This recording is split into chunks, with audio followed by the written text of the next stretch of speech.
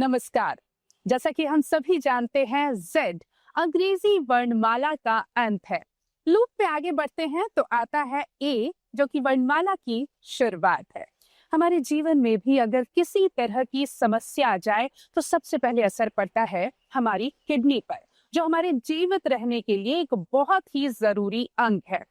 ऐसे में अगर हम किडनी के स्पेशलिस्ट से जान ले कि किस तरह से इसका इलाज किया जा सकता है, तो हम अपने प्रियजनों के साथ एक लंबी जिंदगी बिना किसी परेशानी के बिता सकते हैं। गुड मॉर्निंग, मैं हूँ संयुक्ता। जेड टॉक के आज के इस एपिसोड में मैं आपकी एंकर हूँ। जेड टॉक एक पब्लिक अवेयरनेस इनिशिएटिव है जिसका मकसद है देश के जाने माने किडनी स्पेशलिस्ट के साथ मिलकर लोगों को किडनी से जुड़े खतरों के बारे में अवेयर करना, जागरूक करना। अगर किडनी क्षतिग्रस्त हो जाए तो हम सभी जानते हैं इसके परिणाम क्या हो सकते हैं। अगर किडनी में पहले से कोई डैमेज है, किसी तरह का इन्फेक्शन है, तो स्पेशलिस्ट के जरिए ये बहुत जरूरी है कि हम उसका उपचार करें ताकि हम अपनी किडनी को, अपनी लाइफ को हेल्दी रख सके, एक happy and healthy life lead कर सके। आज जेड टॉक के इस विशेष सीरीज में हमारे साथ देश के जाने माने kidney specialist doctor Alok Jain Jaipur Rajasthan से हमारे साथ है। बहुत बहुत स्वागत है डॉक्टर आलोक जैन, आपका। Welcome to Z talk.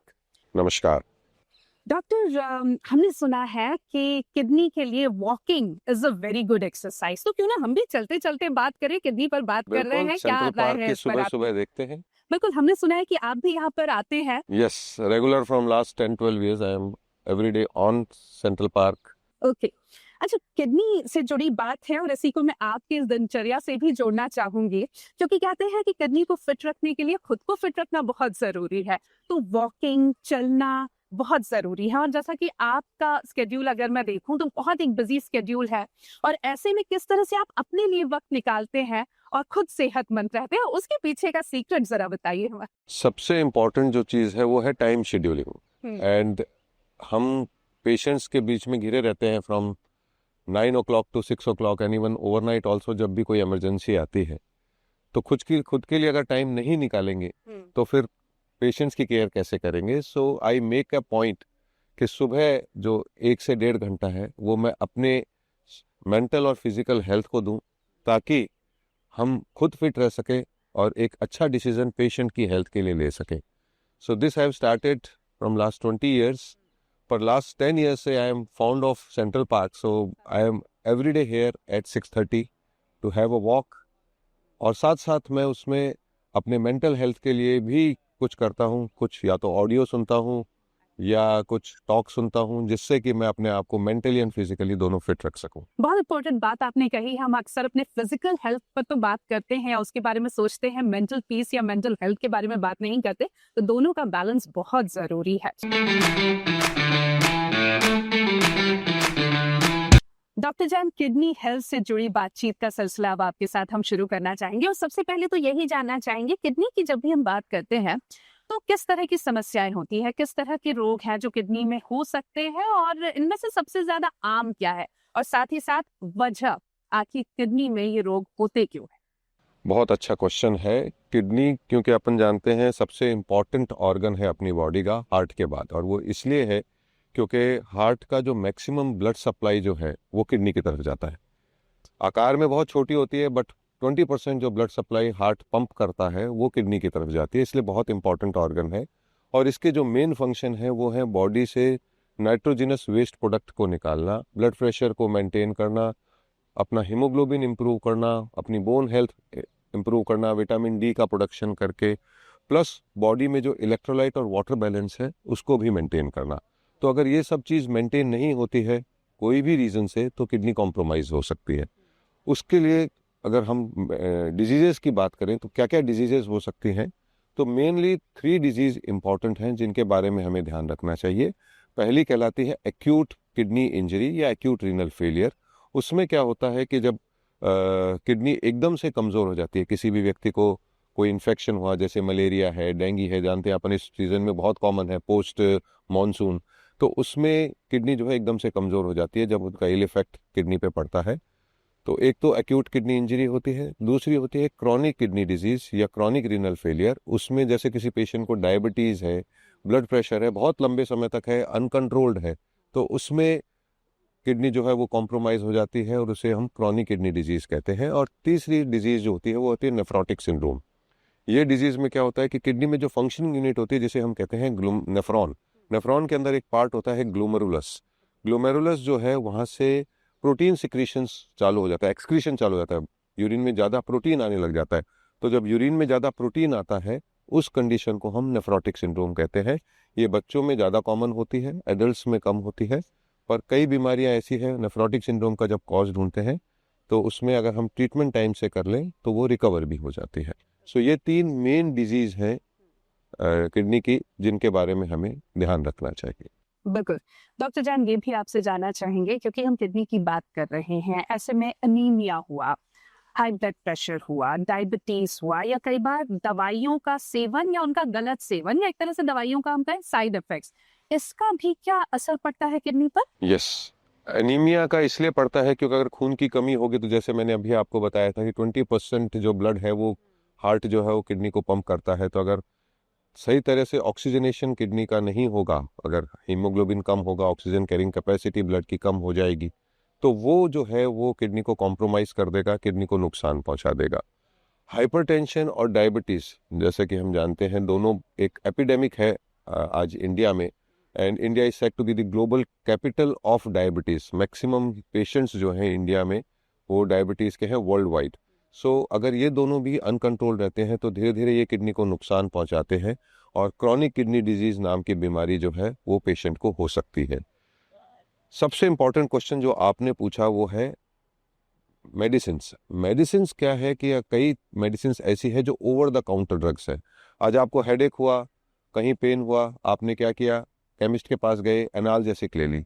सो ये one of the most common reason है जिससे किडनी कॉम्प्रोमाइज़ हो जा सकती है। एनाल्जेसिक्स जिसे हम कहते हैं, जैसे मैं नाम नहीं लूँगा, डाइक्लोफिनेक सोडियम होता है, आइबुप्रोफेन होता है, ये सब जो है किडनी के लिए कमज़ोर, किडनी को कमज़ोर करती है, किडनी को नुकसान पहुँचा सकती है। तो ये सब चीज़ें जो है ओवर द काउंटर ड्रग्स हैं। कुछ मेडिसिन्स हैं जिनमें मेटल्स होते हैं, वो भी किडनी को नुकसान पहुंचाती हैं। कन्वेंशनल मेडिसिन्स होती हैं वो, ये सब चीज़ें जो है वो किडनी को नुकसान पहुंचाती है और किडनी को जो है कॉम्प्रोमाइज़ कर देती है। तो हाँ, ये सही है कि अगर हम इन सब चीज़ों का ध्यान सही से नहीं रखेंगे तो किडनी कॉम्प्रोमाइज़ हो जाएगी, किडनी कम फंक्शन करेगी और बॉडी में जो है वो नाइट्रोजनस वेस्ट प्रोडक्ट एक्यूमुलेट हो सकता है। डॉक्टर जैन, हम जानना चाहेंगे कि किडनी और हाइपरटेंशन, क्या इनका आपस में कोई संबंध है, कोई दुष्प्रभाव जो पड़ता हो हाइपरटेंशन का किडनी पर? हाँ, बहुत अच्छा क्वेश्चन है। हाइपरटेंशन और किडनी एक तरह से साइड बाय साइड चलते हैं क्योंकि हमारे अंदर एक मिथ है कि जो ब्लड प्रेशर है वो हार्ट कंट्रोल करता है, जबकि मेन हार्मोन जो ब्लड प्रेशर को कंट्रोल करता है वो किडनी से ही सिक्रीट होता है, जिसका नाम है रेनिन। रेनिन एक ऐसा हार्मोन है जो किडनी सिक्रीट करती है और उसी से ब्लड प्रेशर जो है वो कंट्रोल होता है। अब होता क्या है कि जब किडनी कॉम्प्रोमाइज हो जाती है तो रेनिन जो है वो बढ़ने लग जाता है और जब रेनिन बढ़ता है तो ब्लड प्रेशर बढ़ने लग जाता है। जब ब्लड प्रेशर बढ़ता है तो वो किडनी पे इफेक्ट डालता है। इस तरह से क्या होता है कि ब्लड प्रेशर बढ़ा तो किडनी पे असर हुआ, किडनी और ज़्यादा कॉम्प्रोमाइज हुई तो रेनिन ज़्यादा बढ़ा, उससे ब्लड प्रेशर वापस और ज़्यादा बढ़ गया। तो जब किडनी और कॉम्प्रोमाइज हो जाती है तो वो जो है रेनिन सिक्रीट करके ब्लड प्रेशर को अनकंट्रोल कर देती है और अनकंट्रोल ब्लड प्रेशर किडनी को कॉम्प्रोमाइज कर देता है। दूसरा क्या होता है कि कई बार क्या होता है कि जो किडनी की जो आर्टेरियल सप्लाई है, आर्टरी जो सप्लाई करती है वो सिकुड़ जाती है। उस कारण से भी कई बार जो है किडनी जो है वो कॉम्प्रोमाइज हो जाती है और उसके कारण से किडनी जो है वो कम काम करने लग जाती है, जिसे हम रीनल आर्टरी स्टेनोसिस कहते हैं, जिसके कारण से किडनी जो है वो कॉम्प्रोमाइज हो जाती है। और इसका दुष्प्रभाव क्या होता है कि जब हाइपरटेंशन बहुत ज़्यादा हो जाता है तो किडनी कम फंक्शन करती है और उसके कारण से नाइट्रोजिनस वेस्ट प्रोडक्ट जो है वो एक्यूमुलेट होने लगते हैं बॉडी में और उसका साइड इफेक्ट जो है वो बॉडी में आने लगता है।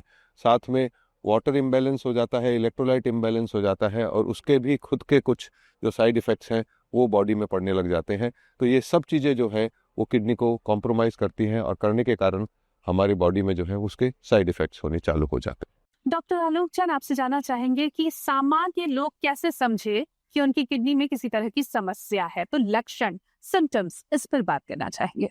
सिम्टम्स की अगर हम बात करें तो क्रॉनिक किडनी डिजीज के सिम्टम्स कॉमन होते हैं जिसके बारे में हम देखते हैं, और उसमें सबसे कॉमन सिम्टम जो पेशेंट को होता है वो होता है भूख नहीं लगना, एपिटाइट उसकी डिक्रीज हो जाती है, साथ में उसे वीकनेस फीलिंग होती है, प्लस अगर कॉम्प्लिकेशंस बढ़ने लग जाएं तो उसके सबसे पहले जो सिम्टम आता है वो आता है पाँव में स्वेलिंग का, क्योंकि बॉडी जो है या किडनी जो है वो यूरिन को पूरा थ्रो नहीं कर पाती है, तो वो इकट्ठा होने लगता है वाटर, और पेशेंट को जो है वो स्वेलिंग होने लग जाती है। दूसरा जो सिम्टम आता है वो आता है वॉमिटिंग होने लग जाती है, उसको कोई भी चीज़ को खाने की इच्छा नहीं करती है, पूरी बॉडी में फ्लूइड जमा हो जाता है, और अगर ये कॉम्प्लिकेशन और एडवांस हो जाए तो ये ब्रेन या हार्ट पे असर कर सकते हैं, और ब्रेन पे अगर असर करेंगे तो पेशेंट को दौरे आने चालू हो जाएंगे जिसे हम कन्वल्जन्स कहते हैं, कई बार पेशेंट बेहोश हो जाता है, और हार्ट पे असर होगा तो हार्ट की जो हार्ट बीट है वो इरेगुलर हो जाएगी जिसे हम एरिदमियाज कहते हैं, पूरी बॉडी में जो है वो स्वेलिंग आ जाएगी। ये सब कॉमन लक्षण्स हैं डिपेंडिंग ऑन स्टेज ऑफ कितनी सिवियरिटी आप किडनी डिजीज की है, और वही चीज़ जो है वो हमें इंडिकेट करती है कि पेशेंट अभी किस स्टेज ऑफ किडनी फेलियर पे है। डॉक्टर जान, जब भी हम किसी रोग को लेकर जाते हैं किसी डॉक्टर के पास, तो एक और जिज्ञासा ये होती है कि कौन कौन से अब टेस्ट करवाए जाएंगे। तो किडनी की समस्या, उसके डायग्नोसिस के लिए किस तरह के टेस्ट आप रिकमेंड करते हैं? किडनी के टेस्ट बहुत ज़्यादा भारी नहीं होते, बहुत इजी टेस्ट हैं जिनसे हम पता कर सकते हैं कि किडनी जो है वो कॉम्प्रोमाइज़ है या नहीं। एक तो ब्लड टेस्ट होता है जिसे हम कहते हैं यूरिया एंड क्रिएटिनिन, ये ब्लड में से सैंपल लेके और ये टेस्ट किए जाते हैं। क्रिएटिनिन और यूरिया दोनों नाइट्रोजिनस वेस्ट प्रोडक्ट हैं, अगर किडनी कमज़ोर हो जाती है तो ये बॉडी में एक्यूमुलेट हो जाते हैं जिसे हम ब्लड में मेजर करके पता कर सकते हैं। दूसरा होता है यूरिन एग्जामिनेशन, जिससे कहते हैं urine examination is the mirror of body. कोई भी बॉडी में अगर डिजीज चल रही है तो यूरिन में आप उसको पता कर सकते हैं, और उसके लिए आप यूरिन एग्जामिनेशन करेंगे तो उसमें हमें प्रोटीन्स मिलेंगे, शुगर मिलेगी, ब्लड सेल्स मिलेंगे, white blood cells, red blood cells, जो ये बताएंगे कि किडनी जो है वो कॉम्प्रोमाइज़ है। और तीसरा मेन इंपॉर्टेंट जो इन्वेस्टिगेशन है वो है अल्ट्रासोनोग्राफी, या जिसे हम अल्ट्रासाउंड कहते हैं। उसमें हम किडनी के अंदर क्या चेंजेस हैं, क्या उसकी शेप में चेंज है, क्या उसकी साइज़ में चेंज है, वो सब पता कर सकते हैं। तो अगर किडनी का साइज़ सिकुड़ गया है, नॉर्मल साइज़ जो है वो 9 से 11 सेंटीमीटर के बीच में होता है किडनी का, अगर वो सिकुड़ गया है तो ये पता चल सकता है उससे कि पेशेंट को अब क्रॉनिक किडनी डिजीज़ हो गया है, और यही चीज़ हमें बताती है कि पेशेंट अभी किडनी डिजीज़ में, कि इसको किडनी डिजीज़ है या नहीं।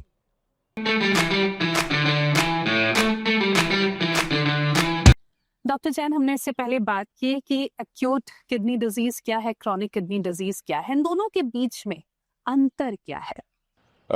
एक्यूट किडनी डिजीज़ का मतलब ये होता है कि जब अचानक से किडनी जो है वो कमज़ोर हो जाए, इट गॉट इफेक्टेड, और उसके सबसे कॉमन रीज़न जो अपने यहाँ पर है वो है इन्फेक्शन।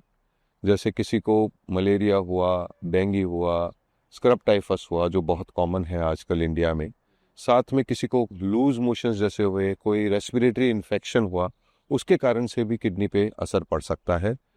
कोई किडनी में स्टोन है जो आगे जाके अटक गया कि दोनों किडनी का रास्ता ब्लॉक कर दिया, तो उसके कारण से क्या है, किडनी कॉम्प्रोमाइज़ हो जाती है, किडनी फंक्शन प्रॉपरली नहीं कर पाती है, और जब किडनी प्रॉपरली फंक्शन नहीं कर पाती है तो बॉडी में जो है वो फ्लूइड का एक्यूमुलेशन हो जाता है, इलेक्ट्रोलाइट जैसे सोडियम है, पोटेशियम है, ये इकट्ठे होने चालू हो जाते हैं। साथ में मैंने जैसे अभी पहले भी आपको बताया, नाइट्रोजिनस वेस्ट प्रोडक्ट जिनको हम यूरिया और क्रिएटिनिन के रूप में मेजर करते हैं, और भी बहुत सारे नाइट्रोजिनस वेस्ट प्रोडक्ट हैं, ये सब जो है वो किडनी में, बॉडी में इकट्ठे होने चालू हो जाते हैं, और जब ये बॉडी में इकट्ठे होते हैं तो इनका साइड इफेक्ट जो है वो बॉडी में पड़ता है। तो ये सब चीज़ें एक्यूटली जब होती है तो इसे हम एक्यूट किडनी इंजरी या एक्यूट रीनल फेलियर कहते हैं।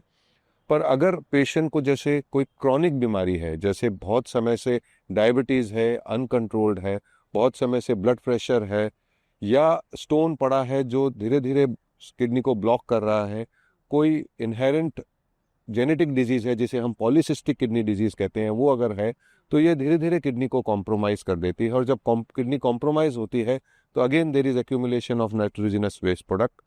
डिफरेंस दोनों में ये है कि एक्यूट किडनी इंजरी में सबसे बड़ा बेनिफिट ये होता है कि अगर आप बेसिक डिजीज़ है उसको ट्रीट कर देते हैं तो किडनी भी 6 to 8 वीक्स के अंदर रिकवर कर जाती है, और टोटली रिकवर कर जाती है, बॉडी को उसका कोई साइड इफेक्ट लाइफ लॉन्ग नहीं पड़ता।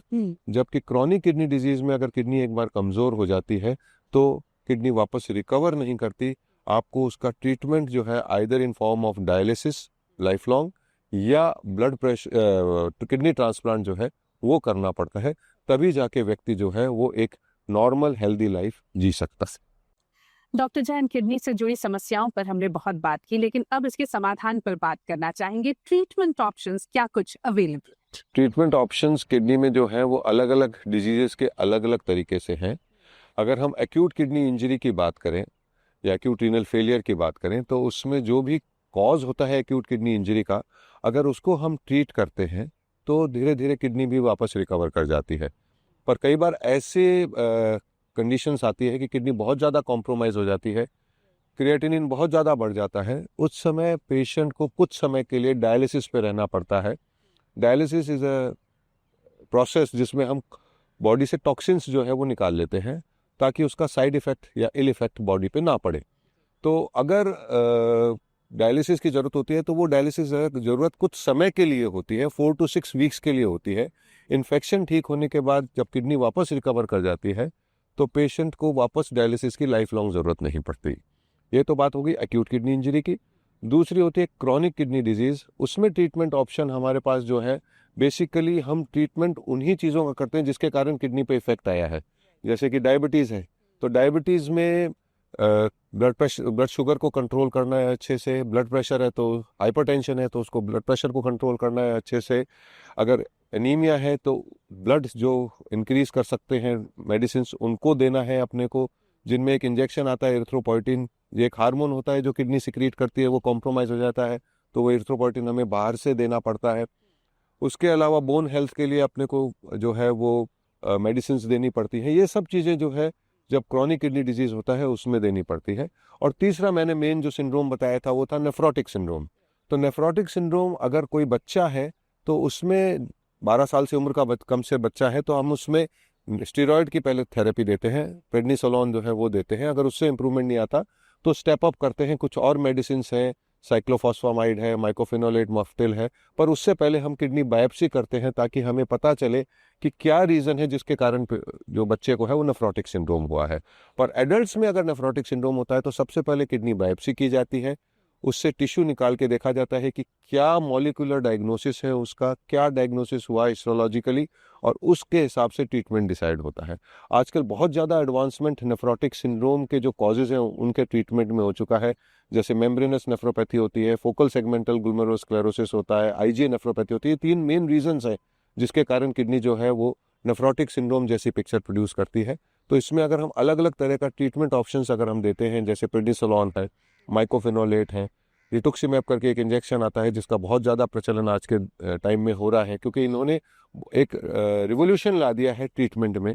और इसके कारण से जो पेशेंट जिनके नेफ्रोटिक सिंड्रोम होता है, अगर हम उनको ये ट्रीटमेंट देते हैं तो वो पूरी तरह से रिकवर कर सकते हैं। तो आजकल बहुत ज़्यादा इनोवेशंस जो हैं वो किडनी डिजीज़ की ट्रीटमेंट के पार्ट में चल रहे हैं। तो डैमेज्ड किडनी क्या पूरी तरह से ठीक हो सकती है, नॉर्मल हो सकती है? अगर क्रॉनिक किडनी डिजीज़ है तो मैं कहूँगा नहीं, क्योंकि वो धीरे धीरे कमज़ोर ही होंगी। पर अगर एक्यूट किडनी इंजरी है या एक्यूट रीनल फेलियर है तो yes, it can recover totally, बहुत अच्छे से पूरी तरह रिकवर कर जाती है।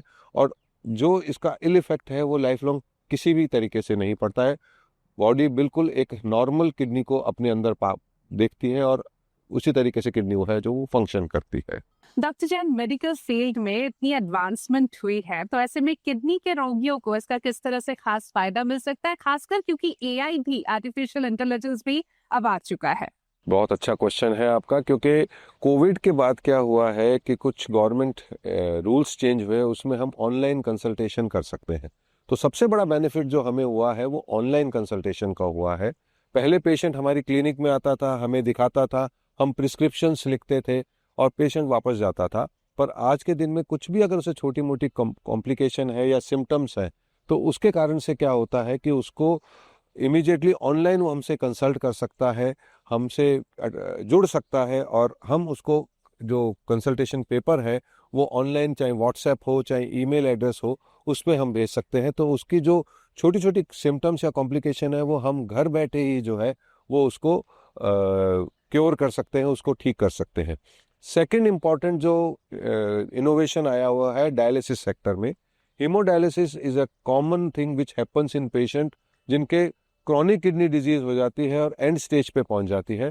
तो आजकल मशीन्स ऐसी आ गई हैं जिनसे कि हम घर पे भी पेशेंट्स की जो है वो डायलिसिस कर सकते हैं, और उसका हम रिमोट मॉनिटरिंग जो है हमारी क्लिनिक्स में या हमारे हॉस्पिटल में कर सकते हैं, डायलिसिस सेंटर में कर सकते हैं, जिससे कि हम उनको एक इफेक्टिव थेरेपी घर पे भी प्रोड्यूस दे सकते हैं। कई पेशेंट होते हैं जो बहुत दूर रहते हैं, उनके लिए रोज हफ्ते में 2 बार या 3 बार डायलिसिस के लिए आना इतना ईजी नहीं रहता। तो उसमें एआई के कारण या जो इनोवेशंस टेक्नोलॉजिकली हुए हैं उसके कारण हम उनका रिमोट जो है वो मॉनिटरिंग कर सकते हैं, और उस रिमोट मॉनिटरिंग का बेनिफिट ये रहता है कि पेशेंट को एक इफेक्टिव थेरेपी जो है वो एट द टाइम ऑफ जो उसकी डिलीवरी ऑफ थेरेपी है उस टाइम पे वो मिल जाती है। बहुत सारी एआई के कारण बहुत सारे ऐप्स ऐसे बन गए हैं जिसमें हम पेशेंट का डायरेक्ट टच जो है वो ले सकते हैं। कई बार ऐसा होता है कि पेशेंट जो है वो कहता है कि हम मुझे ये चीज़ें जो है वो समझनी है, तो एआई की हेल्प से हम उनको समझा सकते हैं, डायग्राम बना के समझा सकते हैं कि ये प्रॉब्लम्स हैं, वो आप जो है उसको इस तरह से आप क्योर कर सकते हो और अपने आप को फिट रख सकते हैं।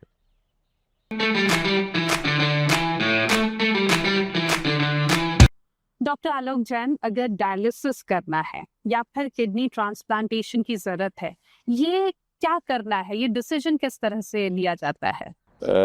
जब भी कोई व्यक्ति जिसकी किडनी जो है वो सीवियरली कॉम्प्रोमाइज हो जाए, बहुत ज़्यादा कमज़ोर हो जाए, तो हमें उसे थेरेपी चॉइस के रूप में डायलिसिस या ट्रांसप्लांट का ऑप्शन देना पड़ता है। और वो इसलिए देना पड़ता है कि हम उस नाइट्रोजनस वेस्ट प्रोडक्ट को जो बॉडी के लिए हार्मफुल है उनको बॉडी से निकाल सकें। हीमोडायलिसिस एक प्रोसेस है जिसमें हम किडनी जो है उसका फंक्शन एक आर्टिफिशियल मशीन से करते हैं, जिसे हीमोडायलिसिस मशीन कहा जाता है, और उससे हम नाइट्रोजनस वेस्ट प्रोडक्ट जो है वो बॉडी से बाहर निकाल लेते हैं। एक्स्ट्रा फ्लूइड, क्योंकि किडनी यूरिन नहीं बना पाती है, बॉडी में वाटर इकट्ठा होता है, इलेक्ट्रोलाइट इम्बैलेंस होता है, तो इलेक्ट्रोलाइट की बैलेंसिंग हो जाती है, वाटर जो एक्स्ट्रा बॉडी में है वो हम बाहर निकाल लेते हैं। तो ये आर्टिफिशियल मशीन के थ्रू हम ये आर्टिफिशियल किडनी का काम करते हैं, और इसीलिए हीमोडायलिसिस मशीन को आर्टिफिशियल किडनी भी कहा जाता है, क्योंकि वो किडनी का काम जो है हम बाहर से कर रहे हैं। तो एक तो प्रोसेस ये होता है कि जिसमें हम हीमोडायलिसिस से ये कर लेते हैं, पर उससे हम पेशेंट की सिर्फ क्वांटिटी ऑफ लाइफ बढ़ाते हैं, क्वालिटी ऑफ लाइफ इतनी इम्प्रूव नहीं होती है। कारण उसका ये है कि हीमोडायलिसिस के लिए उसे बार बार डायलिसिस सेंटर्स पे जाना पड़ता है, वीक में 2 या 3 बार उसे हीमोडायलिसिस का प्रोसेस लेना पड़ता है, जो कि अप्रॉक्सीमेटली 4 to 5 आवर्स का एक प्रोसेस होता है। पर अगर उसे अपनी क्वालिटी ऑफ लाइफ भी इम्प्रूव करनी है तो हमें उसको किडनी ट्रांसप्लांट की थेरेपी देनी पड़ती है, जिसमें कोई भी व्यक्ति जो उसका नियर रिलेटिव है वो किडनी डोनेट करता है उसके ब्लड ग्रुप को मैच करके। आजकल ऐसे मेथड्स भी आ गए हैं जिसमें अगर ब्लड ग्रुप मैच नहीं होता है तो भी किडनी ट्रांसप्लांट हो सकता है। तो किडनी ट्रांसप्लांट होने के बाद उसकी quality as well as quantity of life जो है वो इम्प्रूव हो जाती है।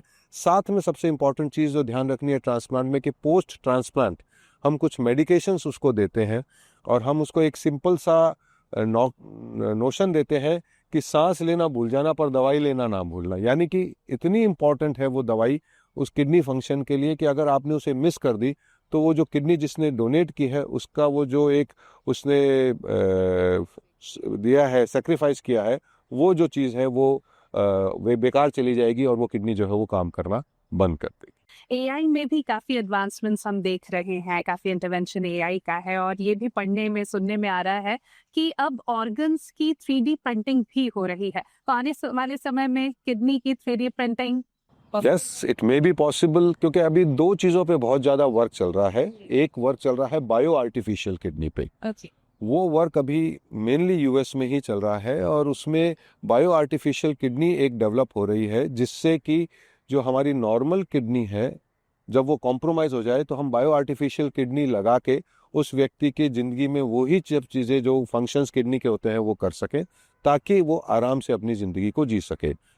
3D प्रिंटिंग अभी हाँ स्टार्ट हुई है, प्रिमिटिव लेवल पे है, पर जिस तरह से एआई बढ़ रहा है, जिस तरह से लास्ट अगर 2 साल में आप देखें एआई ने जिस तरह से घर घर में अपनी पहुंच बना ली है, कोई आश्चर्यजनक बात नहीं होगी कि कुछ समय के अंदर अंदर हमें 3D प्रिंटिंग भी जो है वो किडनी की मिल जाए, और कहीं ऐसा हो कि हम गए, हमारी ये वाली किडनी हटवाई और बायो आर्टिफिशियल या 3D प्रिंटिंग वाली किडनी लगवाई और अपन वापस अपनी नॉर्मल लाइफ जी सके।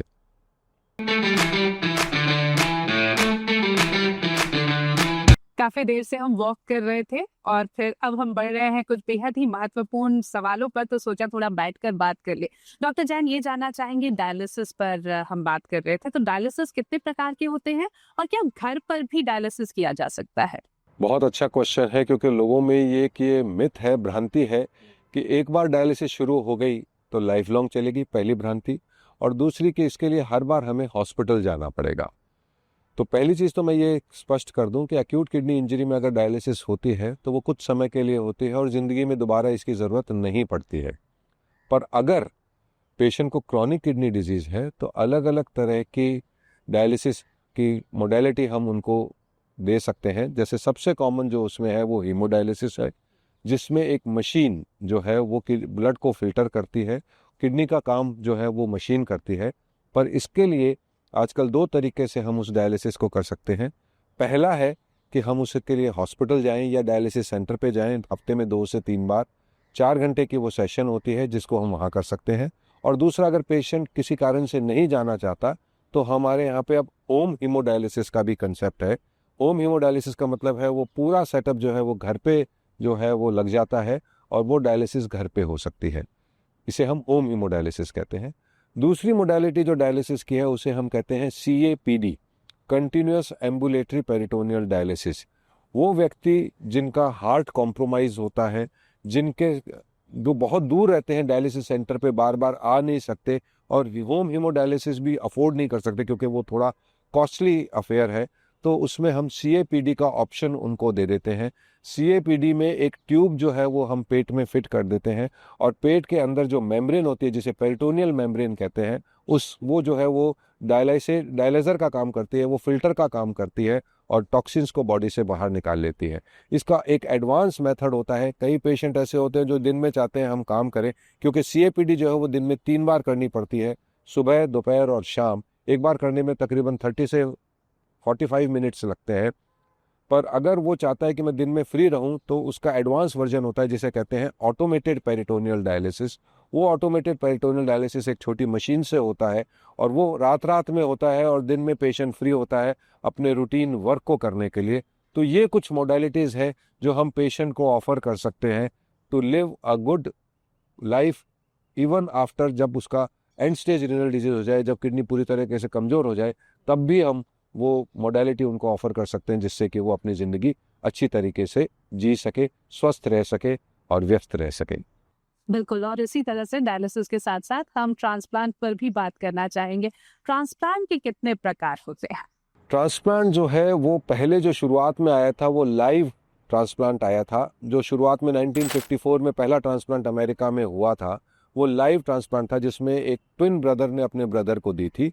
पर over the period of time transplant में भी बहुत डेवलपमेंट हुआ है और वो डेवलपमेंट क्या है कि हम लाइव ट्रांसप्लांट कर सकते हैं, जिसमें घर का कोई भी व्यक्ति जो है वो किडनी डोनेट कर सकता है। अगर उसका ब्लड ग्रुप मैच करता हो, उसको कोई क्रॉनिक डिजीज़ नहीं हो, तो वो किडनी डोनेट कर सकता है। और दूसरा कंसेप्ट जो आया है वो आया है डिजीज डोनर का। कई आजकल जैसे अपने न्यूक्लियर फैमिलीज ज़्यादा हो गई हैं, न्यूक्लियर फैमिलीज के कारण डोनर्स इतनी इजीली अवेलेबल नहीं होते घर में। तो उसमें क्या है, गवर्नमेंट ऑफ इंडिया ने एक नेशनल प्रोग्राम बनाया जिसे हम नेशनल ऑर्गन ट्रांसप्लांट नोटो कहते हैं, जिसमें रजिस्ट्री हो जाती है और जहाँ भी किडनी अवेलेबल होती है उस ब्लड ग्रुप की, उसमें बाकायदा एक स्कोरिंग सिस्टम होता है। जब भी पेशेंट उसमें एनरोल होता है उसे एक स्कोर दिया जाता है और according to the high score patient जो है वो उसमें शॉर्टलिस्ट हो जाता है और जैसे ही उसको किडनी अलोकेट होती है कहीं पे भी, उसे तुरंत इन्फॉर्म कर दिया जाता है और वहाँ आके वो किडनी का जो है ऑपरेशन करवा सकता है और इस तरह से वो अपनी लाइफ को एक क्वालिटेटिव लाइफ जो है वो दे सकता है। सो डिजीज डोनर ट्रांसप्लांट एक तरीका होता है, एक लाइव डोनर ट्रांसप्लांट होता है। इसके एडवांस मेथड जो होते हैं जिसमें होता है swap transplant, domino transplant. Swap transplant का मतलब है यूजुअली ब्लड ग्रुप सेम होना चाहिए तभी किडनी ट्रांसप्लांट होगा, पर आपके पास डोनर है जिसका ब्लड ग्रुप डिफरेंट है। जैसे फॉर एग्जांपल एक तरफ डोनर तो है ए और रेसिपिएंट है बी, और दूसरा फैमिली है जिसमें डोनर है बी और रेसिपिएंट है ए, तो उसमें रेसिपिएंट जो एक डोनर है वो दूसरे के रेसिपिएंट को देगा और दूसरे का डोनर जो है वो पहले के रेसिपिएंट को देगा। मतलब ब्लड ग्रुप सेम होना जरूरी नहीं है। हाँ, उसमें स्वैप ट्रांसप्लांट हो जाता है, दो फैमिली एक साथ एक दूसरे को डोनेट कर देंगी किडनी, तो एक तरह से वो दोनों जो है उनको किडनी मिल गई और एक लाइफ जो है नॉर्मल वो लीड कर सकते हैं। इसे स्वैप ट्रांसप्लांट कहते हैं। और अब जो नेक्स्ट लेवल आया है वो आया है एबीओ इनकम्पैटिबल ट्रांसप्लांट। इसकी शुरुआत जापान में हुई थी और जापान में जब ये शुरुआत हुई तो इसमें सक्सेस रेट बहुत अच्छी मानी गई। कुछ मोडेलिटीज उन्होंने इंट्रोड्यूस की ड्रग्स के थ्रू, जिसके कारण हम इनकम्पैटिबल ट्रांसप्लांट भी कर सकते हैं। यानी अब ए ब्लड ग्रुप वाला भी बी को दे सकता है और बी ब्लड ग्रुप वाला भी ए को दे सकता है। पर हाँ, उसकी कॉस्ट थोड़ी ज़्यादा पड़ती है, कुछ ड्रग्स ज़्यादा देनी पड़ती है, पर ये भी पॉसिबल है और इसकी सक्सेस रेट भी कंपैटिबल ट्रांसप्लांट के कंपैरिजन में अच्छी है। जब भी हम डोनर्स की बात करते हैं तो बहुत सारे कंफ्यूजन्स दिमाग में आते हैं, बहुत सारे सवाल दिमाग में आते हैं। तो कोई नेशनलाइज्ड गाइडलाइन डोनर्स के लिए, डोनर को लेकर? गाइडलाइंस बनी हुई है कि कौन कौन डोनेट कर सकते हैं, क्योंकि अपने यहाँ पे एक्ट है इसका, ह्यूमन ऑर्गन ट्रांसप्लांट एक्ट। ये 1994 में बना था और 2011 और 2014 में इसका इम्प्रोवाइजेशन हुआ था। इसमें अमेंडमेंट्स हुए थे। पहले जो था वो ये था कि मदर, फादर, ब्रदर, सिस्टर, सन, डॉटर और स्पाउस, ये 7 रिश्तेदार जो है वो किडनी डोनेट कर सकते हैं। 2014 में जो अमेंडमेंट हुआ उसमें दादा दादी, नाना नानी, पोता पोती, दोहिता दोहिती, मतलब जो सेकंड जनरेशन है वो भी किडनी डोनेट कर सकती है। कई बार ऐसा होता है कि बच्चा है 10 साल का या 12 साल का, उसकी किडनी जो है बिल्कुल कॉम्प्रोमाइज्ड हो गई है, तो उसका दादा भी या नाना भी जो है वो किडनी डोनेट कर सकते हैं।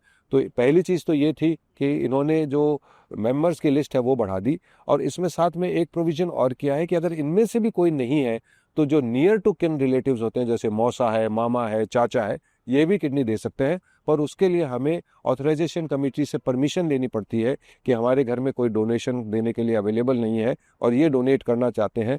द इम्पॉर्टेंट थिंग जो ऑथराइजेशन कमेटी देखती है वो ये है कि इसमें कोई फाइनेंस तो इन्वॉल्व नहीं है। अगर वो नहीं है तो वो परमिशन दे देती है।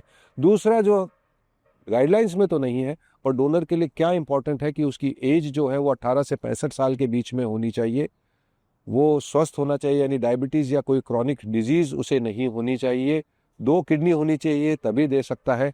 ब्लड ग्रुप मैचिंग पहले के लिए ज़रूरी थी, पर आज इनकम्पैटिबल ट्रांसप्लांट होने के कारण ब्लड ग्रुप मैच भी इतना ज़रूरी नहीं है।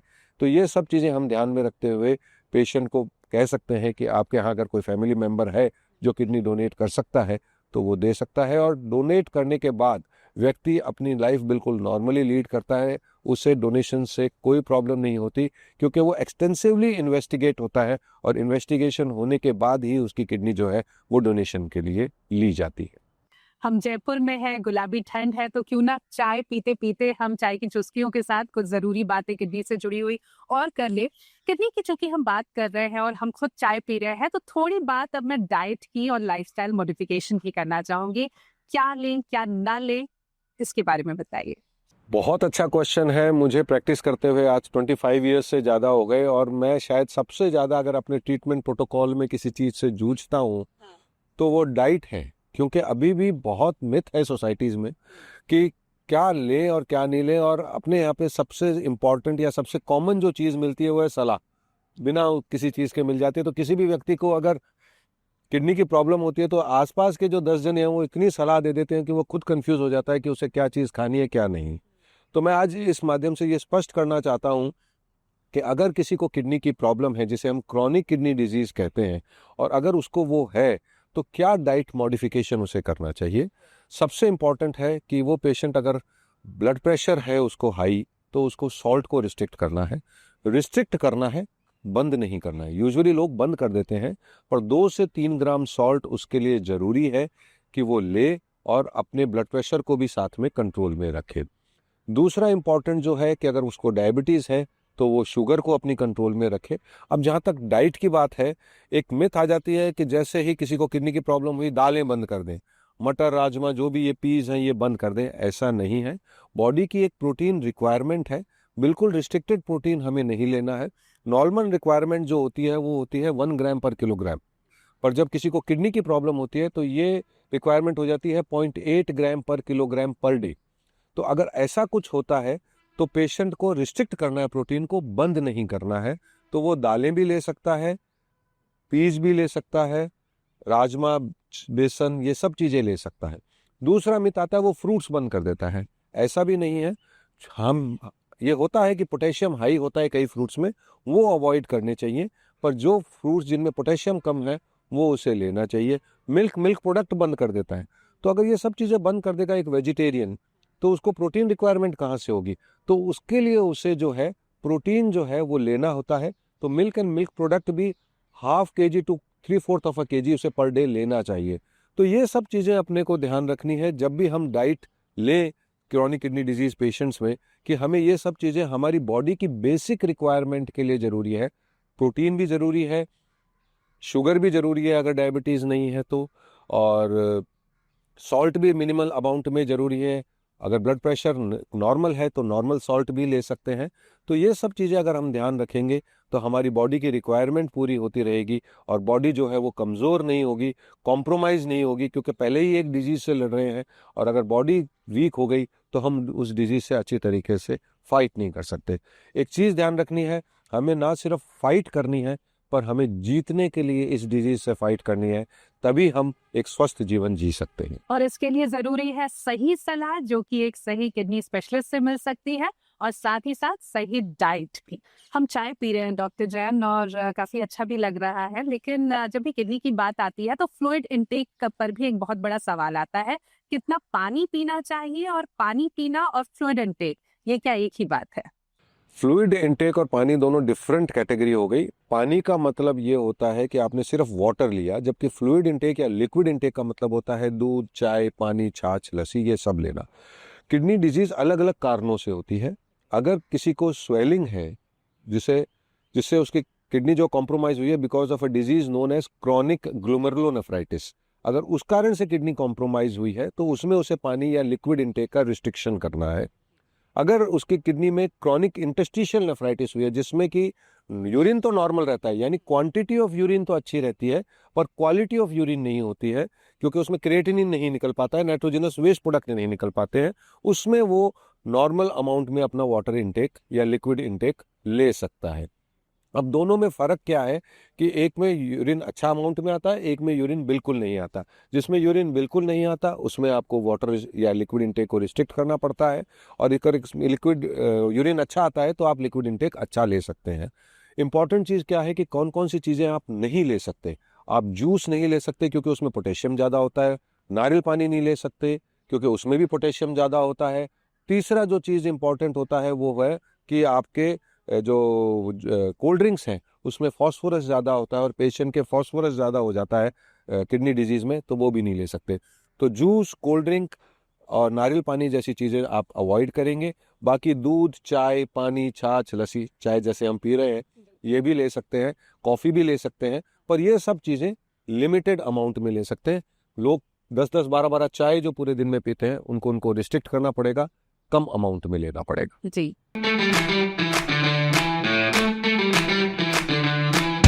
जिस तरह से डॉक्टर जैन हमने पहले भी बात की कि अब अनफॉर्चुनेटली हमारा देश जो है वो डायबिटीज का कैपिटल बनता जा रहा है, युवाओं में भी काफी इस तरह का चलन हम देख सकते हैं, हेल्थ बहुत कॉम्प्रोमाइज हो रही है। ऐसे में जो यंग पॉपुलेशन है वो उन पे कितना ज्यादा खतरा है किडनी डिजीज का? बहुत पर्टेनिंग क्वेश्चन पूछा। आज के जनरेशन के हिसाब से जो जेन जी पॉपुलेशन कहलाती है या लोग कहलाते हैं, पेशेंट या युवाओं की बात करें अगर हम, तो अभी किडनी डिजीज़ जो है वो यंग लोगों में बहुत ज़्यादा बढ़ रही है, और उसका मेन रीज़न जो है वो कारण है, फर्स्ट तो है स्ट्रेसफुल लाइफ।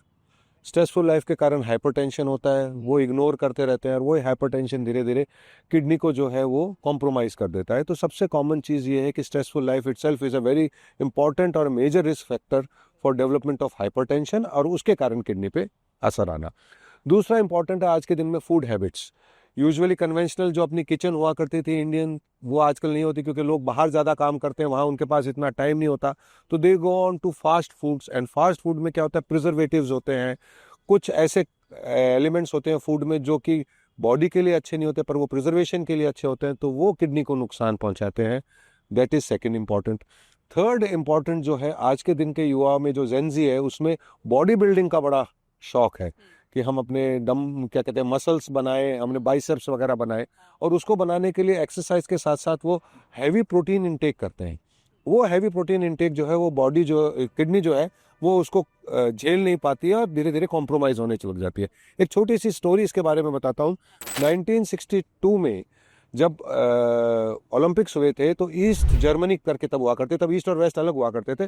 तो ईस्ट जर्मनी ने बहुत सारे गोल्ड मेडल जीते थे और उस टाइम उनके एथलीट्स में जो कि शायद 20 से 25 ईयर्स के बीच में होंगे क्योंकि ओलंपिक्स खेल रहे हैं, तो वो प्रोटीन इंटेक का बड़ा प्रचलन था और उस टाइम पे कोई रिस्ट्रिक्शन भी नहीं था। तो वो प्रोटीन इंटेक जब उन्होंने लिया तो उससे लॉन्ग टर्म उनको क्या इफेक्ट हुआ कि 2003 में around 56% of those athletes were not on this earth, उनकी डेथ हो चुकी थी बिकॉज उन्होंने इतना प्रोटीन इंटेक लिया कि बॉडी जो है वो कॉम्प्रोमाइज हो गई, बाद में उसको झेल नहीं पाई और धीरे धीरे उनकी हेल्थ जो है वो बिगड़ती गई। हाई प्रोटीन से आपको स्टोन्स बन सकते हैं, हाई प्रोटीन एसिडिक मिल्यू करता है जिसके कारण किडनी पे नुकसान हो सकता है, हाई प्रोटीन के कारण आपके जो इंटरनल मेटाबॉलिज्म है वो इफेक्ट कर जाता है। तो ये सब चीज़ें अपने को ध्यान रखनी है कि ये चीज़ें एक कॉज है जो किडनी डिजीज कर सकती है। चौथा इंपॉर्टेंट है वाटर इंटेक। सुबह से शाम तक चाहे वर्क फ्रॉम होम हो चाहे ऑफिस में हो, they don't take good amount of water, तो उससे जो टॉक्सिन्स हैं वो नहीं निकल पाते और वो जो है वो बॉडी में ही रहते हैं और दो नुकसान पहुंचाते हैं। साथ में लेस वाटर इंटेक के कारण स्टोन फॉर्मेशन बहुत कॉमन है और इसीलिए अगर आप राजस्थान को देखें, बीइंग अ ड्राई क्लाइमेट, अगर आप वाटर इंटेक ज़्यादा नहीं लेंगे तो बॉडी में से वो जो मिनरल्स हैं वो फ्लश आउट नहीं हो पाएंगे और वो इकट्ठे हो जाएंगे किडनी में और स्टोन्स फॉर्मेशन कर देंगे। इसीलिए राजस्थान को स्टोन स्टेट ऑफ इंडिया कहा जाता है। मैक्सिमम किडनी स्टोन पेशेंट जो है वो राजस्थान में ही मिलते हैं। डॉक्टर आलोक जैन, बहुत अच्छी बातचीत सर आपसे हुई किडनी हेल्थ को लेकर। चलते चलते क्या संदेश आपका है हमारे दर्शकों के लिए, और आप हमें बताइए किस तरह से हम अपनी किडनी को हेल्दी रख सकते हैं? सबसे इम्पॉर्टेंट जो है वो है गोल्डन रूल्स फॉलो करना। और क्या गोल्डन रूल्स हैं जिससे हम किडनी को अपनी स्वस्थ रख सकते हैं, हेल्दी रख सकते हैं? सबसे इम्पॉर्टेंट है कोई पेशेंट अगर डायबिटिक है या हाइपरटेंसिव है वो अपना ब्लड प्रेशर और शुगर को कंट्रोल रखे। दैट इज मोस्ट इम्पॉर्टेंट क्योंकि उससे किडनी पे जो है इल इफेक्ट नहीं पड़ेगा। एडिक्वेट वाटर इनटेक ले। क्या कहते हैं एडिक्वेट वाटर इनटेक को? यानी 2.5 से 3 लीटर के बीच में लिक्विड ले। ठीक है, water means liquid, right? So that he has to take. Smoking अगर करता है तो उसे अवॉइड करे। रेगुलर एक्सरसाइज करे, वॉक एंड टॉक जैसे अपन आज कर रहे हैं, तो 45 minutes of exercise maximum days in a week करे जिससे कि उसकी किडनी का जो ब्लड फ्लो है वो इम्प्रूव रहे, हार्मोनल जो डिसफंक्शन है वो इम्प्रूव रहे। एनाल्जेसिक्स जैसे अपन ने शुरू में बात की थी उसको जहाँ तक हो सके अवॉइड करे और अगर ज़रूरत है लेने की तो फिर अपने डॉक्टर की सलाह पे वो एनाल्जेसिक्स ले जो किडनी के लिए सेफ हो। साथ में कई ऐसी मेडिसिन आती हैं जो या प्रिजर्वेटिव जैसे अपने फास्ट फूड की बात की, वो सब चीज़ें जो है वो अवॉइड करे। ये सब चीज़ें अगर वो करेगा, ट्रीटमेंट अगर किडनी प्रॉब्लम है वो रेगुलर लेगा तो वो अपनी लाइफ को प्रोलॉन्ग कर सकता है, एक अच्छी इफेक्टिव लाइफ जी सकता है जिसे हम कह सकते हैं एक स्वस्थ, व्यस्त और मस्त लाइफ जो है वो जी सकता है। बहुत अच्छी बातचीत आपसे डॉक्टर जैन हुई और बहुत अच्छी एडवाइस, बहुत अच्छा मार्गदर्शन आपने दिया हमारे दर्शकों के लिए। एंड आई एम श्योर ये जो बातें डॉक्टर जैन ने कही है इसे हम सब ध्यान में रखेंगे, अपनाएंगे, खुद को और अपनी किडनी को स्वस्थ रखेंगे। तो एक बार फिर डॉक्टर जैन आपका बहुत बहुत शुक्रिया हमारे साथ जेड टॉक पर जुड़ने के लिए। धन्यवाद। गुलाबी नगर जयपुर की तरफ से आप सबको हार्दिक शुभकामनाएं और यही कहूँगा कि अगर आप अपनी किडनी को स्वस्थ रखते हैं तो आप अपने हार्ट को भी स्वस्थ रख सकते हैं, अपनी बॉडी को भी स्वस्थ रख सकते हैं। A healthy kidney indicator for a healthy heart and a healthy life. So keep your kidney healthy and live a good productive life. Thank you. दर्शकों, जेड टॉक एक पहल है जो इंडियन मेडिकल फ्रेटर्निटी के साथ मिलकर लोगों को किडनी से जुड़े खतरों के बारे में जागरूक करती है। जब हम जागरूक होंगे तभी तो शुरुआत में ही लक्षणों को पहचान लेंगे और एक किडनी स्पेशलिस्ट के जरिए सही उपचार लेंगे ताकि हम एक हेल्दी लाइफ जी सके। आज के लिए दर्शकों इतना ही। जेड टॉक पेज को फेसबुक और यूट्यूब पर लाइक, फॉलो, शेयर और सब्सक्राइब करना ना भूले। अगर किडनी से जुड़ी हर बात आप जानना चाहते हैं, वो भी देश के जाने माने किडनी स्पेशलिस्ट के साथ, तो हमारे साथ इसी तरह से जुड़े रहे। अगली एपिसोड में फिर हम आपसे मुलाकात करेंगे एक और किडनी स्पेशलिस्ट के साथ। तब तक के लिए इजाजत दीजिए। नमस्कार।